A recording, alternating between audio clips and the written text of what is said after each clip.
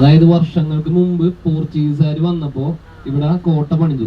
കോട്ട പണിത് കഴിഞ്ഞപ്പോ ഇതിലായിരുന്നു മെയിൻ കവാടം. അതായത് നമ്മ ഈ സൈഡിൽ പോയി കഴിഞ്ഞാൽ കോഴിക്കോട്, പൊന്നാനി ആ റൂട്ട് പോകാൻ പറ്റും. അങ്ങോട്ട് പോയി കഴിഞ്ഞാൽ ആലുവ, കിഴക്കോട്ടും പോകാൻ പറ്റും. പിന്നെ അതായത് തുറമുഖ ഭാഗം. അപ്പൊ ഇതായിരുന്നു മെയിൻ ഏറ്റവും പ്രധാനപ്പെട്ട തുറമുഖം. അപ്പൊ അവിടെയാണ് അവർ കോട്ട പണിതത്. ഈ കോട്ടയുടെ പ്രത്യേകത എന്ന് പറഞ്ഞാല് ഇവിടുന്ന് എല്ലാവരും വന്നിരുന്നത് ട്രേഡിന് വേണ്ടിയിട്ടായിരുന്നു. അപ്പൊ കപ്പം വാങ്ങുമായിരുന്നു, ടാക്സ് വാങ്ങുമായിരുന്നു. അങ്ങനെ ഡച്ചുകാർ വന്നപ്പോ അവർക്കത് കൊടുക്കാൻ താല്പര്യം ഉണ്ടായിരുന്നില്ല. അങ്ങനെ ഇത് അവർ കീഴടക്കാൻ വേണ്ടി ശ്രമിച്ചു. കീഴടക്കാൻ ശ്രമിച്ചിട്ട് നടന്നില്ല. അപ്പൊ പാലിയത്തച്ഛന്മാരുടെ സഹായത്തോടു കൂടി ഇത് പിടിച്ച് കീഴടക്കി.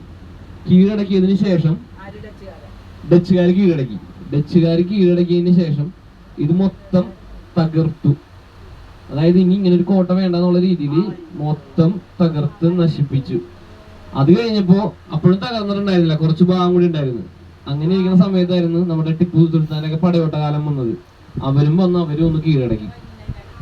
അങ്ങനെ കോട്ട പൂർണ്ണമായും തകർന്ന അവശിഷ്ടങ്ങളായി. അതിന്റെ ഭാഗങ്ങളാണ് നമ്മിപ്പോ കണ്ടുകൊണ്ടിരിക്കുന്നത്.